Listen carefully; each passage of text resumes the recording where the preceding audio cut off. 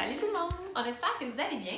Alors aujourd'hui, on est vraiment contente de recevoir Marie-Philippe que vous avez vue dans une autre vidéo où elle parlait d'orthopédagogie. Ouais, mais comme on a... Oh, excuse. C'est correct.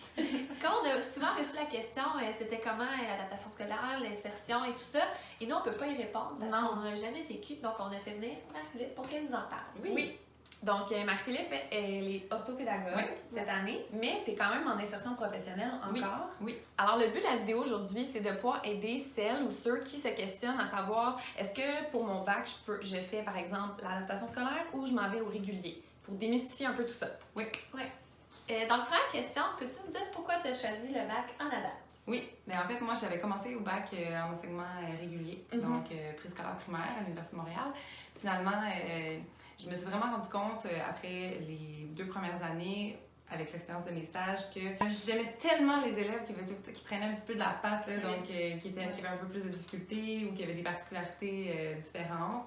Donc, c'est vraiment ça qui m'a fait réaliser que j'étais peut-être pas à ma place, qu'il fallait vraiment que j'aille vers l'adaptation scolaire. C'est comme ça que tu as choisi ton chum aussi, je pense. Ouais, exactement.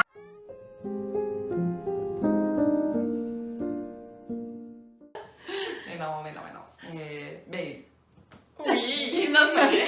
Dans le fond, c'est ça, parce qu'avec le bac en adaptation scolaire, on peut travailler, dans certaines commissions scolaires, on peut travailler au régulier aussi. Faudrait valider avec votre commission scolaire. La mienne, non. Donc, moi, c'est vraiment le champ adaptation scolaire, primaire ou secondaire. Dépendamment des bacs aussi, on peut pas toujours aller au secondaire, il faut valider avec l'université. Moi, à Sherbrooke, on pouvait prendre le champ primaire ou secondaire pendant le bac, mais à la fin, je pouvais travailler dans les deux. Mais moi, j'ai quand même choisi primaire. Ouais. Puis qu'est-ce que tu peux faire? Par exemple, tu sais, les personnes disent je vais faire un bac en ADAP, mais est-ce que je suis obligée de travailler dans les écoles, par exemple? Non.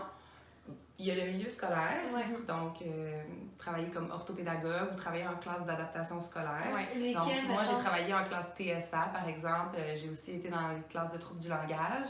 Il y a aussi de la francisation dans les milieux scolaires. Il y a différents types de classes et selon la commission scolaire aussi, ils ont tous des noms différents.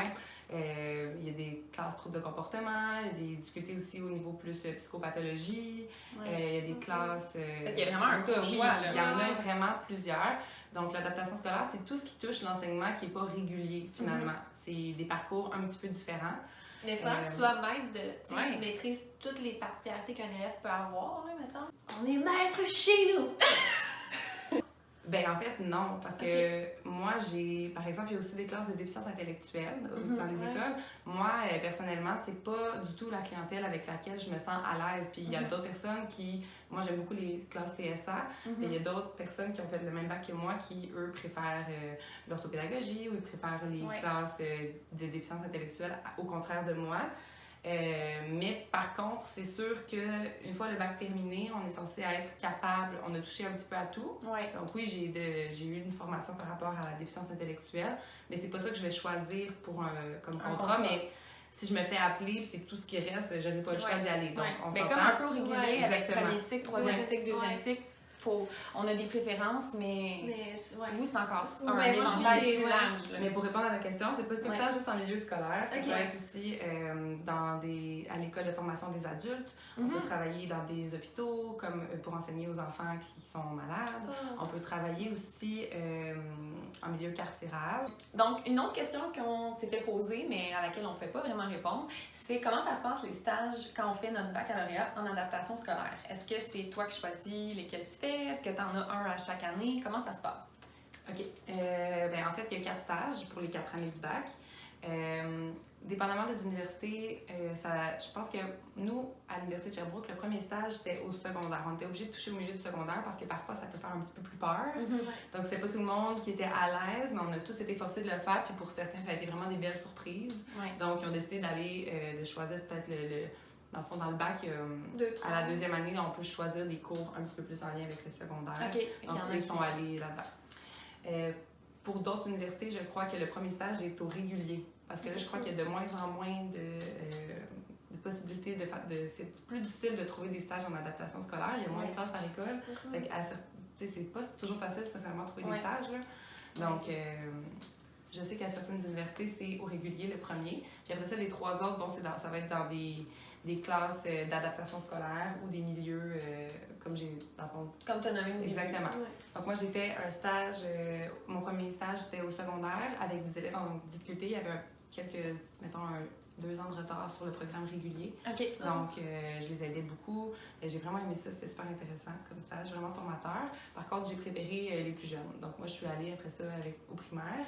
J'ai fait un stage en classe langage, puis j'ai fait un stage en classe TS. J'ai pas fait de stage. Oui, j'ai fait un stage en classe TSA. Oui, c'était super. Je suis un peu mêlée. C'est correct. Oui, parce que j'ai travaillé en classe TSA aussi, puis j'ai fait un stage en classe TSA. J'ai fait mon dernier stage en orthopédagogie. Ouais. À notre école. À notre école. Oui. J'ai travaillé à votre école en TSA. Oui. Donc, ouais, j'ai touché à plein de choses, sincèrement. Puis là, cette année, Cette année, je suis en orthopédagogie. Ouais. Dans une école à Montréal, c'est vraiment génial. Dans le fond, puisque tu n'as pas eu la chance, là, mais puisque l'occasion de faire un peu du bac en enseignement primaire puis en adaptation scolaire, qu'est-ce qui est différent entre les cours? Qu'est-ce qui est plus précis, tout ça? Oui, bien en fait, les cours en adaptation scolaire, ça va vraiment... Tu sais, nous, on n'a pas eu de cours au bac pour, par exemple, la musique, l'art plastique, tu sais, les matières univers social, oui. Mais il y a quelques matières, on n'avait pas ces cours-là, puis on avait des cours vraiment qui allaient plus en profondeur au niveau du français puis des maths. Donc, parce que c'est souvent là les difficultés des élèves. Donc, moi, je trouve que le bac en adaptation scolaire, il était vraiment précis. On a eu des cours, surtout en français, là, ça m'aide tellement d'autodidactie. Tu sais, c'est sûr que sur le coup, on trouvait ça intense, là, mais sérieusement, ça aide vraiment à comprendre comment rééduquer des élèves qui ont de la difficulté, puis comment comprendre un peu comment ça se passe pour un élève qui a une dyslexie, d'orthographie, etc. Donc, c'est sûr que c'est un petit peu les mêmes cours, mais on va toujours un petit peu plus loin. Puis, tu sais, par rapport, tu me disais tantôt, la déficience visuelle, on n'a pas vraiment eu de cours là-dessus à l'université, mais tu sais, c'est certain qu'il ne faut pas non plus trop stresser avec ça. Si un jour, moi, j'arrive dans une école, dans une classe avec des élèves qui ont une déficience visuelle, bien, l'école, habituellement, va vraiment comme payer la formation ou t'offrir la formation pour apprendre le langage des mains animées, des signes, ou en tout cas, tout. C'est pas laissé à toi-même non plus, là. Il y a vraiment, tu sais, c'est des écoles spécialisées, puis ils savent que c'est pas tout le monde qui est formé pour ça, là. C'est sûr qu'il y a des formations qu'on n'a pas eues au bac, mais qui viennent après. OK. Ouais. C'est le fun parce que nous, même si on n'a pas de formation, on est en première année, je sais pas, mais on va être obligé de le faire. Mais là, c'est rassurant de savoir qu'il y a des formations qui sont offertes pour les enseignants d'insertion. Oui, oui. On voudrait savoir aussi, dans les prochaines années, avec quelle clientèle tu voudrais le plus travailler? C'est dur à dire parce que c'est sûr qu'en orthopédagogie, en ce moment, j'aime vraiment ça. Il y a aussi les classes d'adapte que j'aime beaucoup, mais je pense que ma clientèle préférée, c'est les élèves qui ont un TSA. Vraiment, là, vous m'avez vu là, avec ma classe l'année passée, là, je les aime tellement. C'est comme vraiment dur à expliquer. Là, mais petite pause. Parce qu'à notre école, il y a des classes TSA. Puis on intègre les élèves TSA. Puis l'année dernière, ça a tombé comme ça. Marie-Philippe a eu le contrat pour toute l'année en classe TSA. Donc, on travaillait comme ensemble. C'est pour ça qu'elle dit ça. Mais on le voyait qu'elle est vraiment passionnée avec les élèves TSA.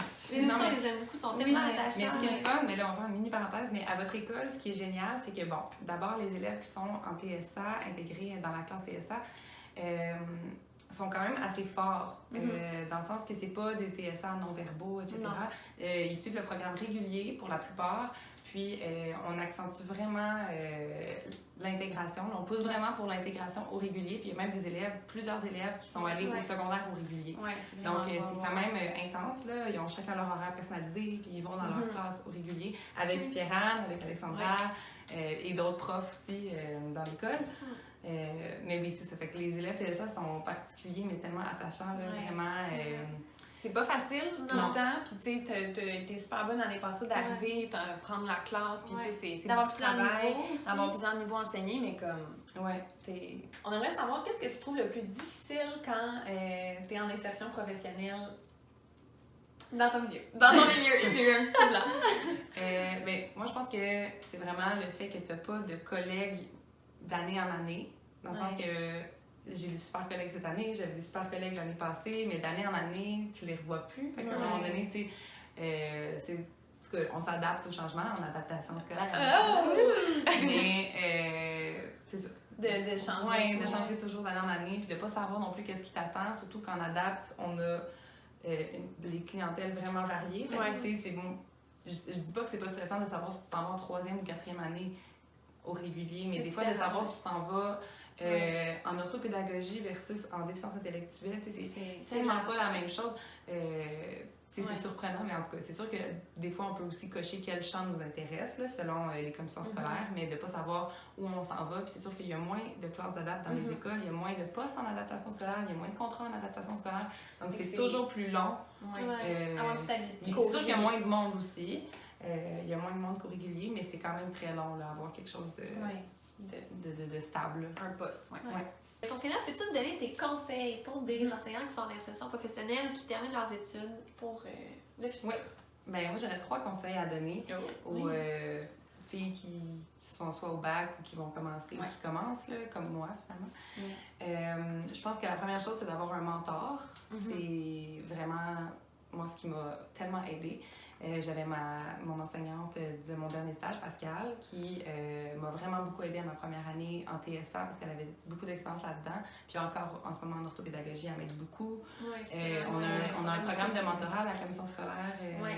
Donc, même s'il n'y en a pas, comme là, cette année, je ne suis plus dans cette commission scolaire-là, mais ma mentor est toujours là quand même pour moi. Fait que, tu sais, sérieusement, d'avoir quelqu'un à qui poser des questions, parce que c'est sûr qu'à un moment donné, de tout garder, ça amène de l'anxiété puis de la pression. Ça va un peu avec mon deuxième conseil, qui est de ne pas se mettre trop de pression, parce que quand on commence, c'est normal qu'à un moment donné, on ait une to-do list de long, puis que ça soit jamais tout fait. Fait qu'à un moment donné, moi, je me suis juste dit, ben, le coudonc. Elle sera jamais faite de toute façon, ma liste. Fait que que ça tarde un peu plus. C'est pas grave, là. En tout cas, je me sens enlevée comme ce fardeau-là. Puis c'est ça qui m'a aidée à lâcher prise un peu. Là. Mon dernier conseil, ce serait de pas avoir peur d'essayer. Je pense que c'est le plus important. Là, quand on est aux études encore puis on fait de la suppléance, ben moi, des fois, je me faisais appeler pour une classe, même trouble de comportement, ben, j'y allais pareil, ou TSA, je suis pas sûre, je connais pas les élèves, comment ils vont réagir avec une nouvelle, ça va être une journée intense. Ben, au contraire, des fois, c'est vraiment des belles surprises, puis ça m'a permis de connaître plein de clientèle quand je faisais de la suppléance, puis même pour des stages, même pour des contrats, de pas savoir où tu t'en vas, puis d'essayer, ben sérieusement, c'est des belles découvertes, puis c'est ça qui va faire en sorte que tu vas comme apprendre à te connaître, apprendre à savoir c'est quoi tes limites. Donc, moi, je trouve que c'est vraiment une bonne chose à faire, de se lancer.